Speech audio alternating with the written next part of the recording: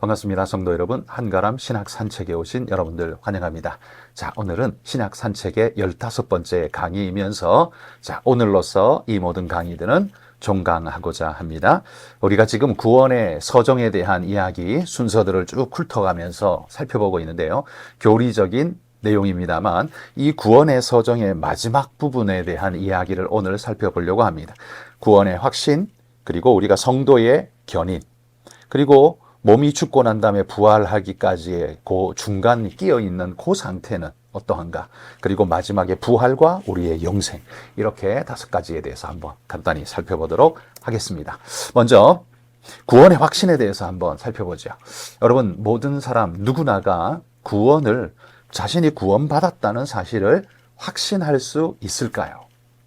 그러니까 어떤 의미에서 들으면 그걸 확신하는 건 인간으로서는 너무 교만한 말 아니야? 라는 생각을 할 수 있습니다만, 그건 하나님이 말씀에 분명히 우리에게 확신의 요소를 주시기 때문에 우리가 확신할 수 있는 겁니다. 왜냐하면 믿는 자는 구원 얻으리라고 선명하게 말씀하셨기 때문에 내 상태나 내 여건을 보면 사실 그걸 확신할 수가 없습니다.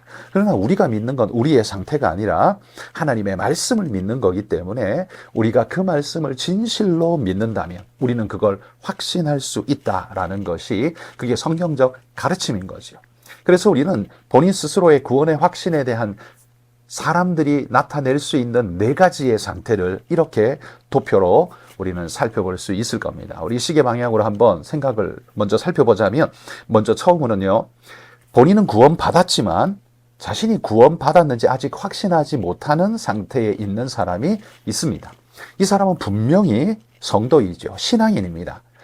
하나님을 믿고 예수 그리스도를 주로 고백하는 믿음의 분명한 사람인데 왜 확신을 못하냐 하면 자신이 현실적으로 허물진 모습을 삶에서 너무 많이 보인다라고 스스로 생각하기 때문에, 내가 구원받았으면 어떻게 이런 허물진 모습이, 이런 연약한 모습이, 이런 믿음에 떨어진 모습이, 이런 모습을 내가 자꾸 보이는가? 그러니까 내가 구원받았는지 확신하기가 어렵다라고 생각하는 그런 분들이 있을 수 있어요. 이분들은요, 구원은 이미 받았지만 자신의 모습을 바라보니까 확신하지 못하게 되는 거야. 이런 형태의 사람이 첫 번째 부류가 있고요. 두 번째는 구원받았고 또한 자신도 구원의 확신이 있는 사람, 이런 사람이 있죠. 자신이 하나님의 선택받은 그 말씀의 사람이고 또 나는 예수 그리스도를 주로 고백합니다라고 입술로 친히 스스로가 고백을 하고 그것을 마음으로 믿는 사람. 그래서 성경이 약속해 준 대로 나는 구원받았습니다라고 이렇게 확신하는 사람이 있습니다. 세 번째는요, 구원받지 못했지만 자기 스스로는 구원받았다고 믿는 사람이 있습니다. 이런 사람은 도대체 누구일까요? 구원 못 받았는데 스스로 받았다고 말하는 사람. 이런 사람들은 잘못된 확신을 가지고 있는 사람이죠. 그러니까 아주 왜곡된 신앙, 이단이나 아주 잘못된 신앙을 자기 확신으로 가지고 살아가는 그런 사람들이 있습니다. 아주 왜골수적이고 삐뚤어진 잘못된 신앙을 하는 사람들이 이런 형태를 가질 수 있죠. 마지막 4번째는 본인이 구원받지도 못했을 뿐만 아니라 본인도 못 받았다는 걸 아는 그런 상태에 있는 사람들이 있습니다. 이 사람들은 보통 구원 못 받았고 자신도 구원 못 받았다는 걸 뻔히 알고 있는 이런 사람들은 대부분 그리스도를 주로 고백하기를 거부하는 사람들. 그래서 자기는 구원받을 필요가 없다고 말하는 불신자들이 대부분 이런 형태에 속하는 사람이 될 수가 있겠죠. 그래서 구원의 확신에는 이렇게 4가지 상태의 모습으로 우리에게 나타날 수 있습니다. 그럼 우리는 어떻게 내가 받았는지 확신할 수 있을까요? 내 구원을, 어떻게 내가 구원을 받았는지 확신할 수 있느냐? 이 점검법으로는 3가지를 우리가 살펴봐야 할 것입니다. 첫 번째는 뭐냐면 그리스도를 믿는 진정한 믿음과 진정한 사랑이 내게 있는가를 보십시오. 만약에 예수님을 사랑하고 그분의 말씀대로 내가 살려고 노력하는 진정한 사랑이 내 안에 있다면, 그 모습이 있다면 우리는 구원받은 자, 하나님이 영적으로 영생하여 깨어난 자라는 사실을 우리는 믿어도 될 것입니다. 두 번째는요, 내 삶에서 믿음의 열매가 나타나고 있는지를 한번 확인해 보십시오. 내 삶에서 믿음의 열매, 하나님이 말씀하신 9가지 성령의 열매 같은 믿음의 열매들이 맺히고 있다면 그건 내가 자각하든 자각하지 못하든 내 중심이 그 하나님의 말씀을 따라서 살아가고 노력하고 있는 존재, 그 방향으로 달려가고 있는 존재라는 이야기겠죠. 세 번째는요, 구원은 내 행동이 아니라 하나님의 말씀에 철저히 근거한다는 것을 믿는지 내가 확인하는 겁니다. 내 행동으로는 좀 부족할 수 있습니다. 잘 믿음으로 잘 살다가도 삐끗할 수가 있으며 넘어질 수가 있어요. 그렇지만 우리의 실수와 우리의 허물이 우리의 구원을 무너뜨리지는 못합니다. 왜냐하면 우리의 구원은 내 노력으로 완성된 게 아니기 때문이죠. 예수 그리스도의 구속의 은혜를 덧입은 믿음의 사람이기 때문에 그 은혜마저도 우리는 덧입은 존재이기 때문에 우리의 허물과 연약이 그 구원을 취소시킬 수 없다라는 사실이에요. 이걸 확신한다면 여러분 우리는 구원의 확신을 가져도 좋다라는 말씀입니다. 이 세 가지를 여러분 돌아보시면서 마음의 확신을 가질 수 있기를 바랍니다. 자, 구원의 확신에 대해서 우리가 이렇게 살펴본다면 두 번째 우리가 살펴볼 주제는 성도의 견인이라는 주제입니다. 말이 어렵죠? 견인은 견인차처럼 끌고 가는 걸 말합니다.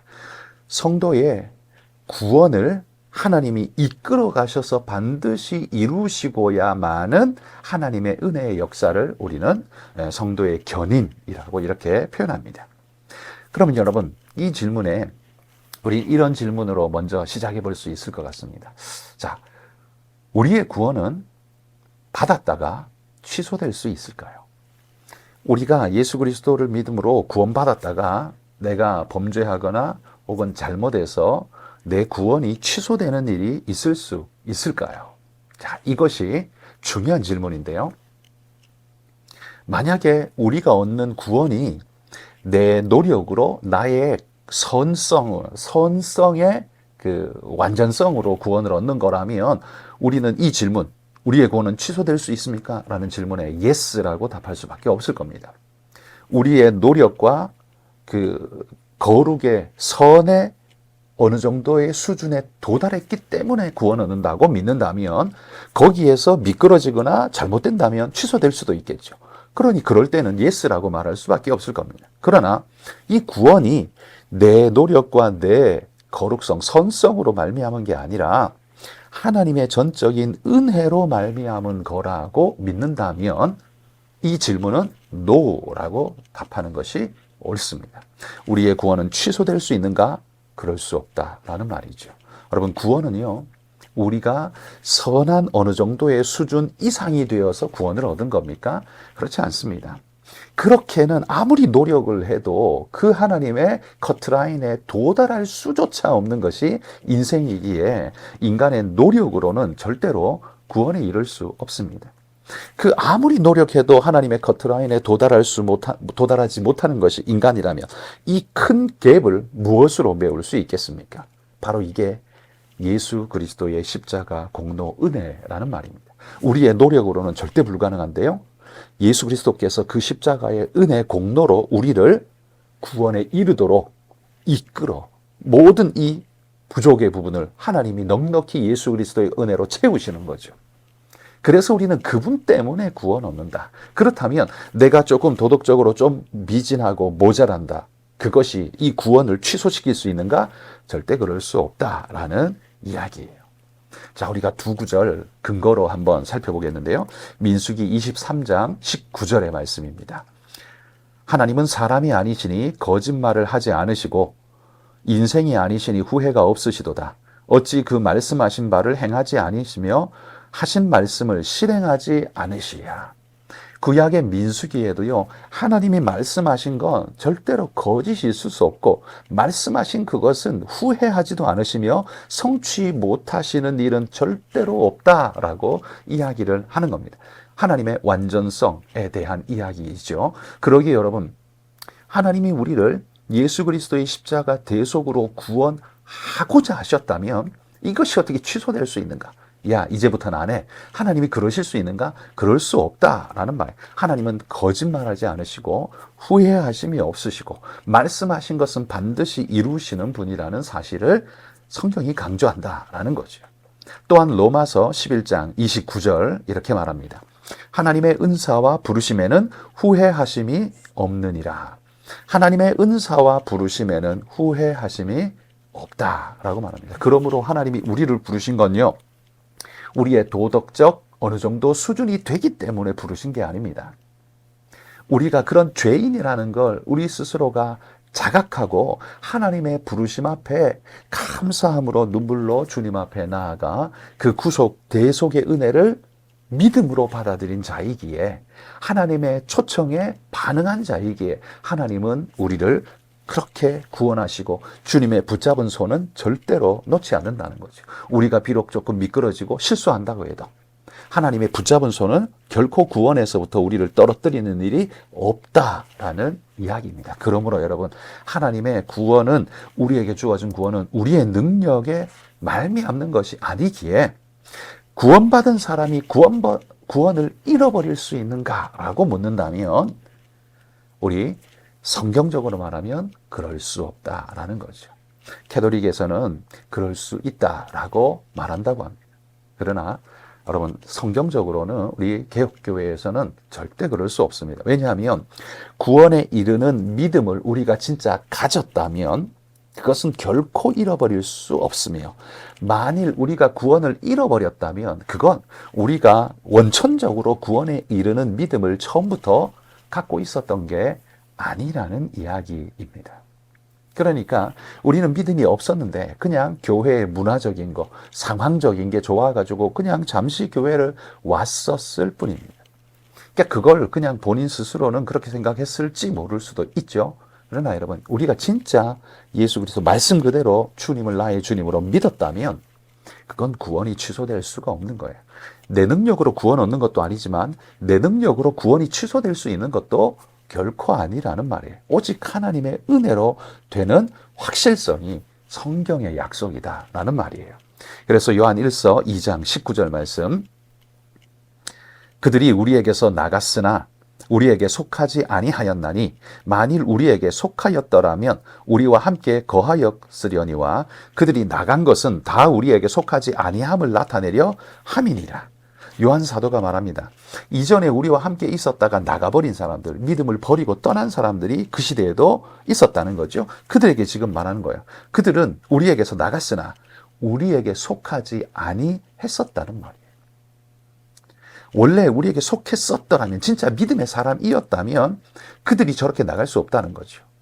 믿음으로 우리와 함께 했을 거라는 거예요. 근데 저들이 저런 모습은 처음부터 진정한 믿음을 갖고 있지 않았었던 증거다라는 이야기를 하는 겁니다. 그가 진짜 그런 마음을, 믿음을 가지고 있었는지 아닌지 우리는 사실 분별할 수 없죠. 그러나 하나님은 아시는 거죠. 성도의 진정한 구원은요, 우리의 능력으로 되는 게 아니라 하나님의 은혜로 말미암는 것입니다. 그래서 여러분, 이 성도의 견인이라는 교리는 구원을 시작하신 하나님께서 구원을 완성하시기까지 끝까지 우리를 구원으로 이끌어 가시고 절대로 실수하거나 실패하거나 포기하지 않으신다는 성경적 약속 교리가 바로 이 성도의 견인이라는 교리입니다. 그러니까 구원은 내가 끌고 가는 게 아니라 주님이 끌고 가시는 거라는 거예요. 내가 조금 실수하고 허물이 있다고 해서 그게 포기될 수 있는 게 아니라는 말이에요. 그래서 구원은 확신해도 된다고 지금 말씀하는 겁니다. 빌립보서 1장 6절에는 이렇게 말합니다. 너희 안에 착한 일을 시작하시니가 그리스도 예수의 날까지 이루실 줄을 우리는 확신하노라, 이렇게 말합니다. 그러니까 사도 바울이 말합니다. 너희 안에 착한 일을 시작하시니 누굽니까? 예수 그리스도께서, 성령님께서 이 일을 시작하셨다면 반드시 그분은 포기하지 않으시고 끝까지, 너희가 구원에 꼴이 나는 그 순간까지 포기하지 않으시고 이루실 줄을 내가 확신한다 라고 말씀하는 거죠. 여러분, 또 한 구절, 로마서 8장 38절 39절입니다.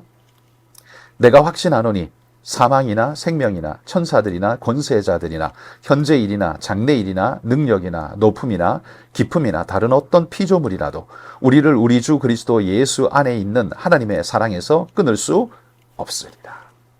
여러분, 하나님이 우리를 붙잡고 계신다면 그 하나님의 사랑에서부터 우리를 끊을 수 있는 게 존재하느냐? 그런 게 있을 수 없다라고 지금 바울이 로마서 8장에서 말하는 거예요. 그렇다면 하나님의 붙잡은 손은 하나님이 포기하지도 않으시고 후회하지도 않으시고 계획을 변개하지도 않으신다고. 그리고 그 어떤 것도 하나님의 손에서부터 우리를 끊어낼 수 없다면, 그러면 우리의 구원은요, 당연히 구원에 이르는 확신을 가져도 된다라고 성경이 지금 말하고 있다는 거예요. 그런 의미에서 우리는 구원의 확신을 가질 수 있다는 말이에요. 우리가 잘나서가 아닙니다. 우리가 너무 완벽해서가 아니에요.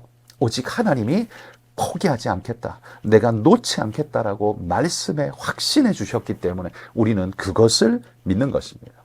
그러므로 여러분, 성도의 견인은요, 인간의 무능력이, 우리가 도덕적으로 좀 미흡하거나 실수하거나 혹은 유혹에 무너져서 죄를 짓거나 하는 그런 무능력이 하나님이 이루시고자 하는 구원 계획을 무력화시킬 만큼 강합니까?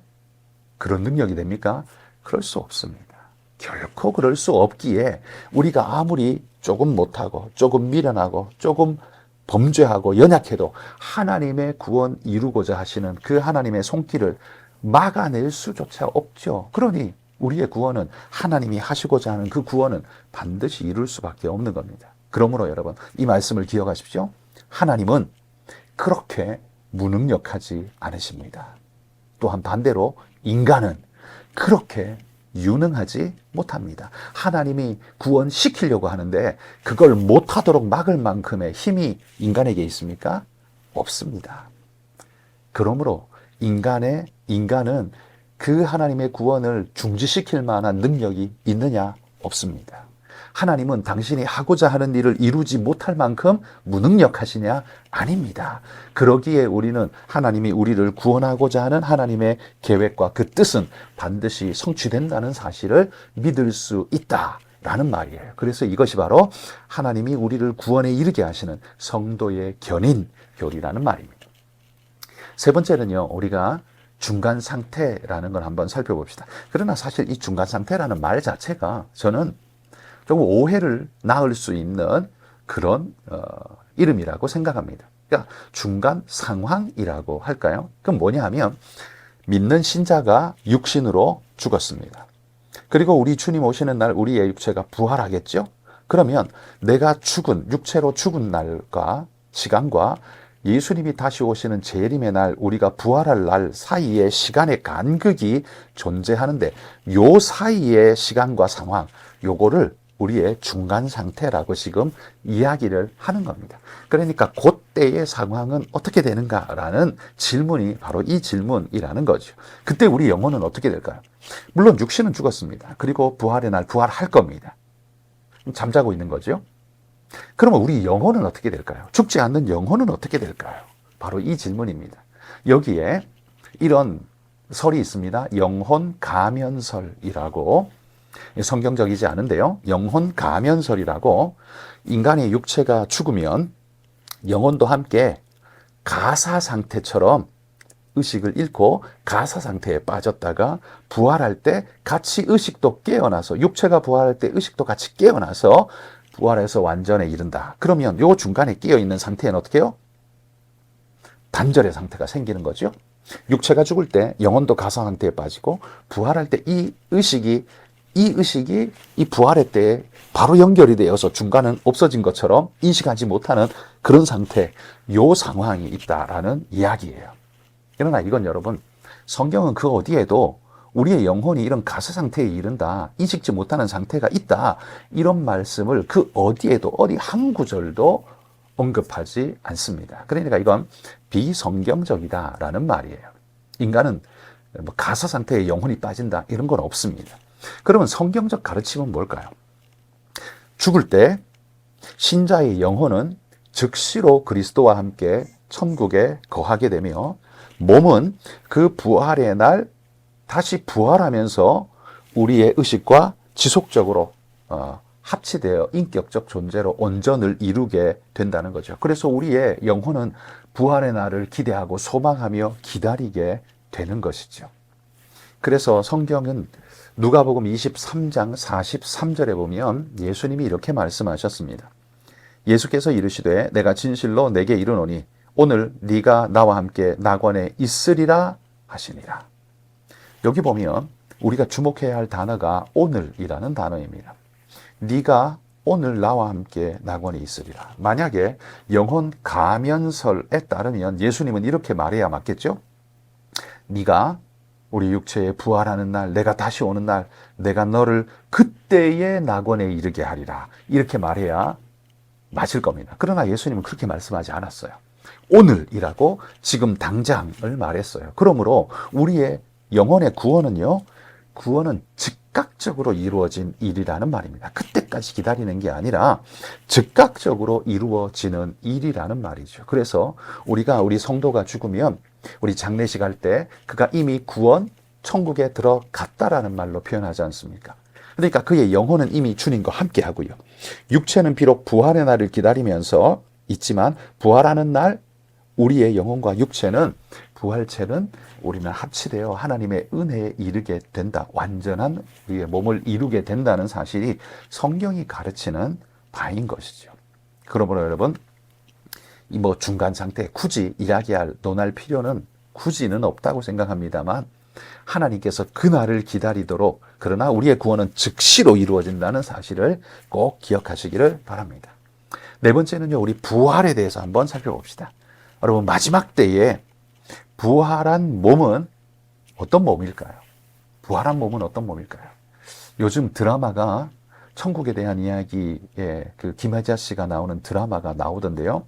거기 보면 저는 물론 보진 않았습니다만 거기 보면 이런 때가 있대요. 천국에 올라가서 당신이 당신이 원하는 그 나이대로 천국에서 살 수 있게 해준다라고 그 드라마에 그렇게 극화시켜놨어요. 재미난 발상이죠. 그러면 우리는 부활의 몸은 우리는 어떤 몸으로 살 수 있을까요? 사실 우리는 정확하게 알 수는 없습니다. 그러나 아마도 최상의 상태로 우리는 그때를 살아가게 될 거라는 것만큼은 우리는 확신할 수 있습니다. 왜냐하면 천국은 바로 그런 곳이기 때문입니다. 하나님이 우리에게 축복하신 지극한 축복의 나라가 바로 그 나라이기 때문에 그런 것이죠. 그러면 우리가 확신할 수 있는 건 분명한 사실은 이 땅에서 죽게 된 우리의 몸과 우리가 받게 될 부활의 몸은요, 이건 어떻게 해요? 연속성이 있다는 것이 성경이 가르치는 겁니다. 연속성이 있다는 건 뭐냐면 그 인식을 우리는 가지고서 부활의 상태에 이르는 거예요. 그러니까 주님의 나라에 임하면 이 땅에 있었던 모든 걸 새까맣게 잃어버리느냐? 그렇지 않다는 말이죠.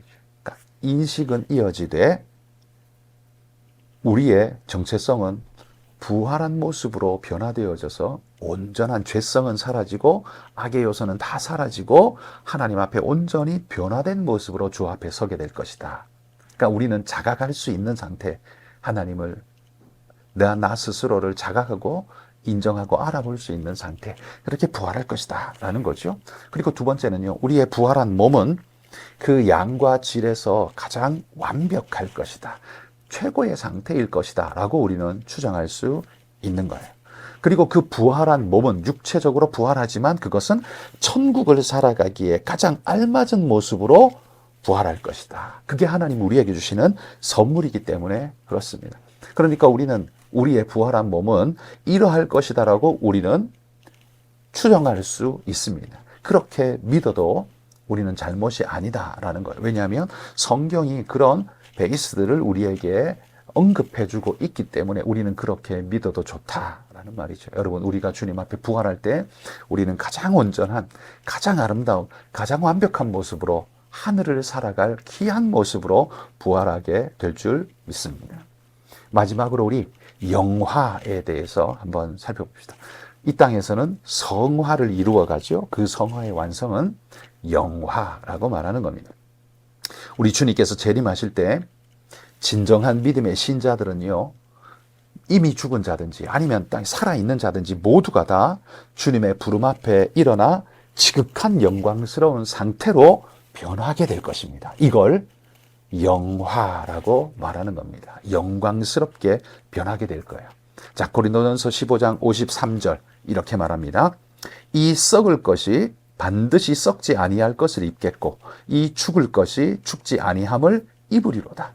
이 썩을 것과 죽을 것, 이게 뭡니까? 바로 우리 육체를 이야기하는 거죠. 이 땅에 덧입고 있는 이 육체, 이것이 어떻게 해요? 썩지 않을 것, 죽지 않을 것으로 우리는 바뀌어지게 될 겁니다. 이걸 영화라고 말하는 겁니다. 하나님의 구원의 완성을 이루는 거죠. 이 땅에 있는 동안 우리는 성화를 추구해 가지만, 그러나 우리는 말씀을 가지고 노력하고 그렇게 다가가려고 애를 쓰지만 여전히 죄성이 여전히 남아있는 이 땅에서는요, 온전한 성화를 이룰 수 없습니다. 과정일 뿐이에요.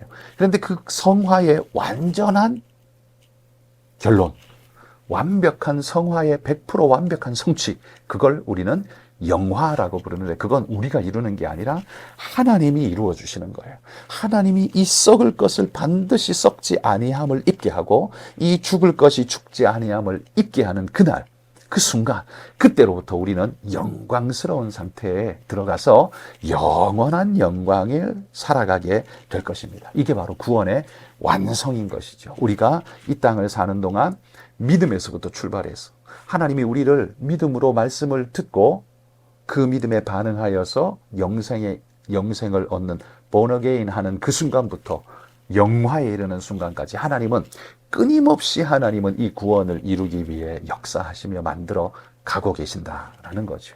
여러분, 이것이 성경이 말하고 있는 구원의 스토리입니다. 여러분, 우리는 바로 그 길을 지금 가고 있다는 사실을 기억하면서, 내가 이루어야 한다면 우리는 다 중간에서 다 낭떠러지로 떨어지는 실패자가 되겠지만, 절대 하나님은 우리를 놓지 않으시고 반드시 이루시고 영화에 이르게 하실 것입니다. 그건 그분의 능력이고 그분의 결단이고 그분의 선택입니다. 이미 그분이 그렇게 선택하셨기에 우리는 믿어도 된다는 거죠. 그래서 구원을 확신할 수 있습니까? 라고 말하면 우리는 그분을 의지해서 확신할 수 있다라고 말하는 겁니다. 그게 성경적인 것이죠. 여러분, 오늘 우리가 비록 모자라고 허물진 모습을 보인다 할지라도 하나님의 약속하신 말씀을 믿으며 그분의 능력을 믿으며 이 구원이 반드시 우리에게 주어질 거라는 사실에 의심 없이 여러분 믿음으로 담대히 살아가는 우리 모든 성도님들이 되시기를 주의 이름으로 축복합니다.